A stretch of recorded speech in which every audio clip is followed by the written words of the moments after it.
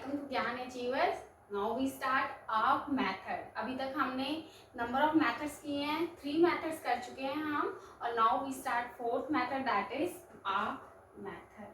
Arc method क्या होता है? जब सेम डिमांड कर्व के बीच में 2 पॉइंट्स के बीच की इलास्टिसिटी को हम मेजर करते हैं। एक डिमांड कर्व है, डिमांड कर्व ये दे दिया हमने, इसको बोल दिया है डी, और इसके अंदर हमने कोई भी 2 पॉइंट्स आप ले सकते हो। मैंने ए पॉइंट ले लिया और इधर एक बी पॉइंट ले लिया है। तो ए बी पॉइंट के बीच की इलास्टिसिटी को मेजर करना। आर्क का मतलब ही क्या होता है? ए से बी, ये वाली जो चीज है इसको हम आर्क का नाम दे सकते हैं। तो दिस इज आर्क। तो डेफिनेशन क्या है कि elasticity is calculated between 2 points on the same demand curve. Same demand curve के बीच में 2 पॉइंट्स के बीच में जब हम इलास्टिसिटी को मेजर करते हैं तो वो हम आर्क इलास्टिसिटी की हेल्प से सॉल्व करते हैं। अब बच्चे, आपको मैंने परसेंटेज मेथड और प्रोपोर्शनेट मेथड करवाया था। परसेंटेज मेथड के अंदर हमने एक फॉर्मूला किया था इलास्टिसिटी ऑफ डिमांड को मेजर करने का। तो वो इलास्टिसिटी ऑफ डिमांड का फॉर्मूला क्या था? चेंज इन प्राइस अपॉन में चेंज इन क्वांटिटी, या आप ये बोल सकते हैं कि उसके अंदर हमने प्राइस और क्वांटिटी के रिलेशनशिप को मेजर किया था। आई होप आप सबको ध्यान होगा। मैंने बोला था change in quantity demand upon में इनिशियल डिमांड इनटू में 100 अपॉन में चेंज इन प्राइस अपॉन में इनिशियल प्राइस इनटू में 100, और यहाँ पे हमने लगा दिया था माइनस का साइन।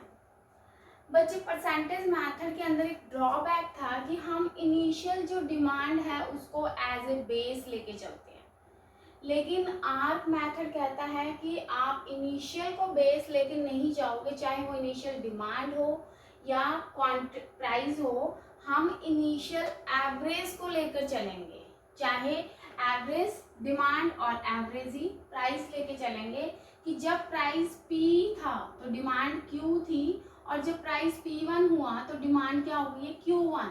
तो हम यहाँ पे P और P1 का एवरेज लेके चलेंगे, same as it is quantity demand जो है उसका भी हम एवरेज लेकर चलेंगे। बस यही मेन डिफरेंस है। अगर आपको ये डिफरेंस क्लियर हो जाता है तो इसी को जैसे हमने मॉडिफाई किया था एक शॉर्ट फॉर्म में, फॉर्मूले की फॉर्म में, वही सेम फॉर्मूला हम यहाँ पे इन्वेंट करेंगे। तो इसके अंदर इनिशियल डिमांड को हम चेंज करके क्या कर देंगे? एवरेज ऑफ डिमांड कर देंगे। तो मैं यहाँ पे ये चीज लिख सकती हूँ, मैं इसको रफ कर रही हूँ, और यहाँ पे मैं लिख देती हूँ 1/2 सम ऑफ डिमांड। यस और नो? और यहाँ पे इनिशियल प्राइस के अंदर मैं लिख सकती हूँ कि सम ऑफ प्राइस, और उसका हम ले सकते हैं यहाँ पे एवरेज। 100 से 100 जो है वो कैंसिल हो जाएगा हमारा, ठीक है। अब ये वाला फॉर्मूला पॉइंट आ गया। अब चेंज इन क्वांटिटी डिमांड है, उसके अंदर हम क्या लिख सकते थे? Q1 माइनस Q लिखते थे अपॉन में half of sum of demand. तो सम ऑफ डिमांड, डिमांड क्या है हमारी? Q और Q1। तो हम यहाँ पे कर सकते हैं Q प्लस Q1 अपॉन में change in price. Change in price को हम लिख सकते हैं P1 माइनस P अपॉन में sum of price. Sum of price क्या है? P प्लस P1, और उसका हमने क्या लेना है? एवरेज। तो 1/2 कर दिया हमने। यहाँ तक कोई इश्यू आप लोगों को क्लियर है? ओके। और यहाँ पे हम माइनस का साइन लगा देंगे। अब हमने इसको क्या किया? Q1 माइनस Q अपॉन में Q प्लस Q1,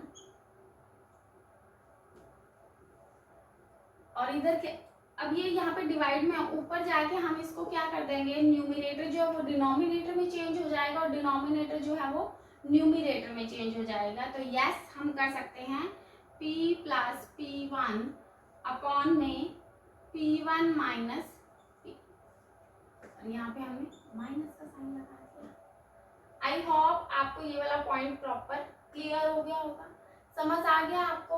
तो यही हमारा क्या बन जाएगा, इसके अंदर फॉर्मूला बन जाएगा। अब हमने क्या किया, जो इनिशियल ये Q1 माइनस Q और P1 माइनस P को हम इस साइड में ले आते हैं, क्योंकि मल्टीप्लीकेशन का साइन है, तो P1 माइनस P मैं ऐसे लिख सकती हूँ। इनटू में ये क्या बन गया, P प्लस P1 अपॉन में Q प्लस Q1, आगे लगा दिया माइनस का साइन। आई होप यहाँ पे आपको कोई इश्यू होगा, नो, क्लियर हो गया। तो यस, ये हमने सॉल्व कर दिया। तो this is our formula. Arc demand arc method का जो है ये हमारा फॉर्मूला हो गया। और इस फॉर्मूले को आपको लर्न करने की नीड नहीं है, सिर्फ आपको ये वाला पॉइंट ध्यान होना चाहिए जो हमने प्रोपोर्शनेट मेथड के अंदर किया था, और इसी की हेल्प से मैंने आपको ये सारे का सारा सॉल्व किया है। क्लियर है? अब मैं आपको इसके अंदर एक एग्जाम्पल दे देती हूँ, उस एग्जाम्पल से आपको और ज्यादा अच्छा समझ आ जाएगा। Let's start. कि फर्स्ट वन हम प्राइस लेके चलते हैं, यहाँ पे P लेके चलते हैं 10 और 5, और Q लेके चलते हैं, जब 10 था तो हमने 100 यूनिट्स लिए, जब 5 यूनिट्स हुए, 5 प्राइस हुआ तो हमने 300 यूनिट्स लेके चले। फॉर्मूला क्या है बच्चे, Q1 minus Q, Q1 minus Q means 300 minus 100 कितना हो जाएगा, 200। P1 माइनस P, P1 कितना है, ये P है, ये P1 है, ये Q है, ये Q1 है। तो P1 क्या है 5, P क्या हो गया माइनस का 10, तो क्या हो गया माइनस का 5, यहाँ पे माइनस साइन लगा दिया। इनटू में P प्लस P1, P कितना है 10, P1 कितना है 5, 10 plus 5 50, Q plus Q1, Q है 100 और Q1 है 300, तो कितना हो गया 400। बच्चे इसको सॉल्व कर लीजिए, 200 1 जा 200, 200 2 जा 400, 5 1 जा 5, 5 3 जा 15, वैल्यू आ गई है 3/2, माइनस माइनस क्या हो गया यहाँ पे प्लस हो गया है। अब इसको आप सॉल्व कर दीजिए, ये कितना आ जाएगा 1.5। बच्चे 1.5 इज ग्रेटर देन 1, तो इलास्टिसिटी ऑफ डिमांड की हेल्प से, ये कौन सी इलास्टिसिटी, यहाँ पे ये सारा हमने इलास्टिसिटी ऑफ डिमांड निकाला है, तो elasticity of demand arc method की हेल्प से क्या आ गई है 1.5, तो 1.5 is greater than 1, so this is more elastic. I hope आपको ये क्लियर हो गया होगा कि what is arc method. Clear है बच्चे? Now we start revenue method, and this is our last method of price elasticity of demand. So let's start revenue method. बच्चे revenue method के लिए आपको 3 points क्लियर होने चाहिए, AR और TR, AR और MR। ठीक है, TR का मतलब होता है टोटल रिवेन्यू, कि आपने इसका फॉर्मूला आ जाएगा P इंटू में Q। मान लीजिए आपने 10 यूनिट्स परचेज किए और एक यूनिट की वैल्यू है 5 रुपीज़, तो आपने 50 रुपीज़ जो है वो आपका टोटल रिवेन्यू हो गया। ठीक है, अब AR क्या होता है, AR को हम प्राइस भी बोल सकते हैं, जो किसी प्रोडक्ट का प्राइस होता है। AR क्या होता है, एवरेज होता है। एवरेज मीन्स जो भी आपने टोटल प्रोडक्ट सेल किया अपॉन में नंबर ऑफ यूनिट्स, तो AR इज इक्वल टू क्या कर सकते हो, P इंटू Q, या आप ये बोल दो AR is equal to total revenue upon में नंबर ऑफ यूनिट्स। ये हो सकता है टोटल रिवेन्यू जितना भी आया उसको अगर आप नंबर ऑफ यूनिट से डिवाइड कर दोगे तो आपके पास एक यूनिट की वैल्यू आ जाएगी। तो हमने TR का फॉर्मूला हमें मालूम है क्या होता है, P इंटू Q अपॉन में Q, तो Q से Q डिवाइड कर दिया। तो यही तो मैंने आपको बोला था कि जो एवरेज रिवेन्यू क्या होता है वो प्राइस के इक्वल होता है। एवरेज रिवेन्यू का मतलब ही क्या है कि 1 यूनिट का जो प्राइस है। ठीक है, नेक्स्ट वन है MR। MR होता है कि जब आप एक एक्स्ट्रा यूनिट को एक्सटेंड करते हैं, एक एक्स्ट्रा यूनिट से जो टोटल रिवेन्यू में चेंज आते हैं उसको हम बोल देते हैं मार्जिनल रिवेन्यू। जैसे कि मान लीजिए मैंने आपको बोला 5 यूनिट्स को बनाने में आपके लगे हैं 50 रुपीज, तो 6 यूनिट्स को बनाने में आपके कितने लग रहे हैं, मान लीजिए आप बोल देते हो 55 रुपीज। तो एक एडिशनल यूनिट किया 5 से 6, 1 एडिशनल यूनिट करने पे आपका मार्जिनल रेवेन्यू कितना आ रहा है, 55 minus 50, that is known as 5 rupees. ये हो गया आपका मार्जिनल रेवेन्यू। अब मार्जिनल रेवेन्यू को मैं आपको फॉर्मूला बता देती हूँ, total revenue of N product minus total revenue of N minus 1। Total revenue of N unit, N unit कितने हैं, 6 यूनिट्स का टोटल रेवेन्यू कितना हुआ, 55 रुपीज। टोटल रेवेन्यू कैसे निकालते हैं हम, P इंटू क्यू, और ये कितने यूनिट्स का निकालना हमने, 6 का, minus total revenue of n minus 1। Total revenue वही सेम P इंटू क्यू कर दोगे, और n minus 1 means 6 minus 1 means 5 units. 5 units का टोटल रेवेन्यू कितना था, 50 था। तो आपने यही तो किया है, 55 माइनस 50, तो 5 रुपीज आपका क्या आ गया यहाँ पे, मार्जिनल रेवेन्यू।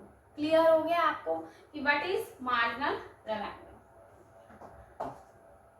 ये मैंने आपको एक तरह से बेस समझाने की कोशिश की है कि टोटल रेवेन्यू और मार्जिनल रेवेन्यू में क्या डिफरेंस। अब मैं आपको एक डायग्राम शो करती हूँ,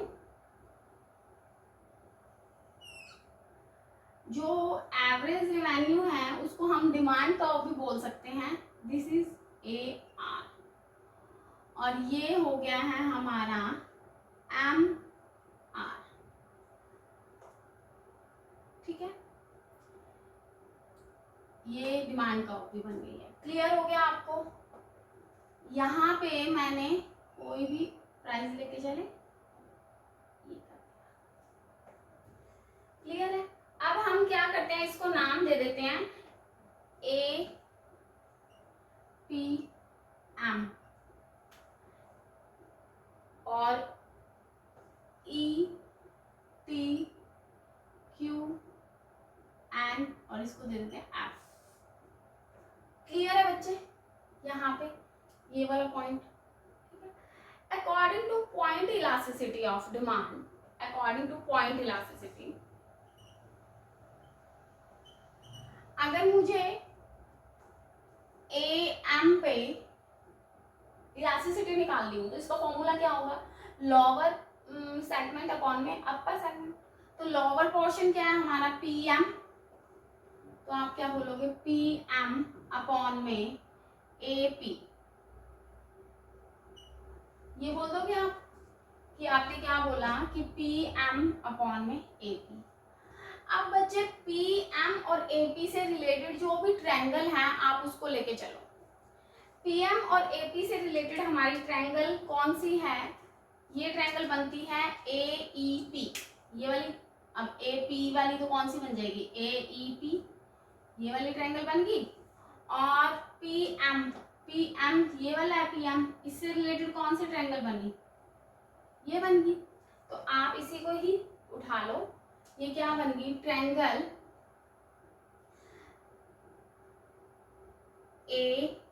AEP एंड ट्रायंगल PFM। इसमें आपने मुझे बोल दिया कि मैम ये रेशोज, जब 2 ट्रायंगल्स हैं उनका एक पार्ट इक्वल है तो उससे रिलेटेड जो दूसरी रेशोज भी हैं उनको भी क्या होती हैं, दूसरी साइड्स रेशो भी इक्वल हो जाती है। तो आप बोल सकते हो AP अपॉन में PM, या आप बोल दो PM अपॉन में PA, PM अपॉन में PA इज इक्वल टू, मैं ये बोल सकती हूँ PM ये ट्रायंगल है तो इससे रिलेटेड दूसरी साइड भी कौन सी है हमारी, PF, तो आप लिख दो PF। और जब मैंने PA लिया तो उससे रिलेटेड ट्रायंगल कौन सी है, AE, तो आप ये भी बोल सकते हो कि AE। क्लियर हो गया कि ये चीज क्या हुई है, PF अपॉन में AE। क्लियर हो गया। अब बच्चे मैंने क्या किया, एक ट्रायंगल और ले ली, कौन सी, ये वाली, ये ट्रायंगल और ये ट्रायंगल। क्योंकि इन ट्रायंगल्स को मैंने क्यों उठाया, because these are concurrent triangles, ये इसके अंदर कॉन्करेंट एंगल्स हैं, इसलिए हम इस 2 ट्रायंगल्स को ले सकते हैं क्योंकि हम इनकी साइड्स को इक्वल कर सकते हैं। क्लियर हो गया। तो मैंने क्या किया, ले लीजिए triangle AET and triangle PTQ। Clear हो गया बच्चे। अब AET और इसमें मैंने एक साइड तो ले लिया AE और PF, तो मैं ये बोल सकती हूँ कि AE अपॉन में PF इज इक्वल टू, अब इसके अंदर मैं एक साइड और लेके चलती हूँ। कौन सी साइड लेके चल सकती हूँ, इसके अंदर आप लेके चलो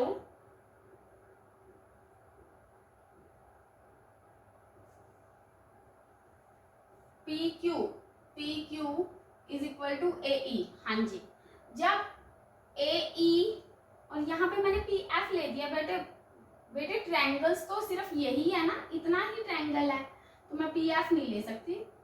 ठीक है, ये वाला ट्रायंगल लिया है मैंने और यहाँ से ये वाला ट्रायंगल लिया है, तो मैं इस ट्रायंगल में AE है तो इसमें क्या हो जाएगा PQ। तो मैंने बोल दिया कि जो AE है वो किसके इक्वल हो गया है, PQ के। क्लियर हो गया आपको ये वाला पॉइंट, क्योंकि कॉन्ग्रुएंट ट्रायंगल्स हैं तो उनके सामने वाली साइड्स जो होती हैं वो भी इक्वल होती है। तो यस, आपने बोल दिया AE is equal to PQ। Okay, अब एक बात बताओ, AE जो है वो PQ के इक्वल है, ये इक्वेशन 1 है, तो यहाँ जो AE की इक्वल वैल्यू PQ है, तो मैं इस AE की जगह ये PQ लिख सकती हूँ। यस मैम लिख सकते हो, तो लिख देते हैं फिर PM अपॉन में PA is equal to PF upon में AE की जगह मैंने क्या लिख दिया, PQ। क्लियर हो गया कि PF की AE की जगह मैंने क्या लिख दिया यहाँ पे, PQ। अब बच्चे एक बात बताओ, ये जो PQ है, ये जो PQ है, इस PQ की जगह पर मैं ये लिख सकती हूँ, ये जो PQ है इसकी जगह पे कि PF में से मैं FQ को माइनस कर सकती हूँ, PF माइनस FQ लिख सकती हूँ ना, कि ये वाला PQ है, इस PQ को मैं इस टोटल में से अगर ये वाला पोर्शन माइनस कर दूं तो यस यही पोर्शन रिमेनिंग रहेगा। ठीक है, तो मैंने यही किया, PQ की जगह क्या लिख दिया, PF माइनस FQ। तो आपने क्या किया, यहाँ पे PF अपॉन PQ की जगह क्या लिख दिया, PF अपॉन में PQ, ये जो PQ था इसकी जगह मैंने ये वाली इक्वेशन लिख दी है, PF माइनस FQ। क्लियर हो गया बच्चे। अब ये वाले पॉइंट्स आपने लिख दिए, यहाँ पे मैंने एक बार आपको मैं दोबारा से लिख देती हूँ, यहाँ पे PF अपॉन में PAE, AE की जगह मैंने PQ मेंशन कर दिया यहाँ पे, और PQ की जगह पे मैंने लिख दिया PF माइनस FQ। अब जो PF है वो लाइन लेके चलो, PF ये वाली है, PF किसको टच कर रही है, AR को, मीन्स इधर आप PF की जगह आप क्या लिख सकते हो कि ये AR को टच कर रही है, तो AR अपॉन में PF वही सेम AR ही है तो AR लेके चलो, और FQ कौन सा था बेटे, FQ ये वाला पोर्शन था, और ये कौन सी को टच कर रहा है, MR को, तो यहाँ पे ये क्या लिख दिया, MR। ये जो सब मैथमेटिकल इक्वेशन है ये मैंने सिर्फ इस फॉर्मूले को निकालने के लिए किया। मैंने आपको पहले ये फॉर्मूला ना बता के पहले मैंने आपको सारा एक्सपैंड किया है ताकि आप पजल ना हो। अब ये फॉर्मूला बन गया कि AR अपॉन में AR माइनस MR क्या है। अब मैंने AR आपको बताया, MR क्या किया है, बस इसकी हेल्प से, means this is our formula for revenue method. Revenue method की हेल्प से आप इस फॉर्मूले की हेल्प से इलास्टिसिटी को निकाल सकते हो, चाहे आपकी इलास्टिसिटी जो डिमांड है वो 0 भी हो सकती है, ग्रेटर देन 1 भी, और लेस देन 1 भी हो सकती है। क्लियर है आपको कि अब क्या रिवेन्यू मेथड की हेल्प से हमने इलास्टिसिटी को सॉल्व किया है। ओके, एक बार फिर से रिवाइज कर लेते हैं। हमने यहाँ पे इलास्टिसिटी पहले पॉइंट मेथड को बेस लेके चले, बेस के अकॉर्डिंग हमने किया है PM अपॉन में, क्योंकि लोअर पोर्शन अपॉन में अपर पोर्शन उसका फॉर्मूला होता है, इसलिए हमने किया PM अपॉन में PA। फिर हमने जो PM और PA से रिलेटेड जो भी ट्रायंगल्स थी वो ट्रायंगल्स उठाई, ये ट्रायंगल बनती है एक तो, और एक हमारी ये ट्रायंगल बनती है, और हमने साइड रूल से जब हमने इस साइड को इक्वल कर दिया तो हमने इस साइड को भी इक्वल करने की कोशिश की।